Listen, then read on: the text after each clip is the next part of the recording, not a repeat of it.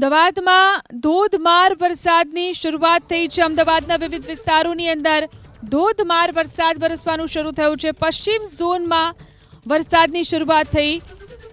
વાડજ, મેમનગર, અખબારનગર વિસ્તારોની અંદર વરસાદ, તો નવરંગપુર, આંબાવાડી, શિવરંજની વિસ્તારમાં પણ વરસાદ। દિવસભર વરસાદી વાતાવરણ બાદ સાંજે વરસાદનું આગમન થયું। વધુ જાણકારી મેળવી અમારા સંવાદદાતા કુશાંગ ફોન લાઈનથી જોડાયા છે। જી કુશાંગ, આખો દિવસ ઉકળાટભર્યા વાતાવરણ બાદ અમદાવાદમાં ફરી એકવાર વરસાદનું આગમન થયું છે। કયા કયા વિસ્તારોમાં વરસાદ? સમગ્ર દિવસ દરમિયાન એટલે કે વહેલી સવારથી અમદાવાદમાં જે રીતના વાદળછાયું વાતાવરણ હતું અને કોઈ પણ સમય વરસાદ પડવાની શક્યતાઓ વચ્ચે સાંજે આખરે વરસાદનું આગમન છે તે શહેરના અલગ અલગ વિસ્તારોમાં થયું છે।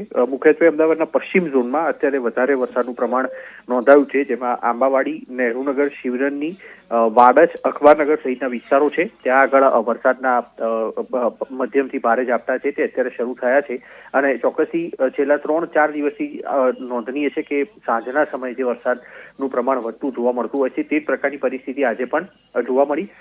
વાહનોની ગતિ છે તેને પણ તેની અસર થઈ, કારણ કે આ એવો સમય છે કે જ્યારે લોકો પોતાના ઘરે પરત ફરતા હોય નોકરી ધંધાથી અથવા કામ ધંધાથી, અને તેવા સંજોગોમાં વરસાદે એકાએક ગતિ પકડવાના કારણે વાહન ચાલકોને પણ મુશ્કેલી ઊભી થઈ હતી।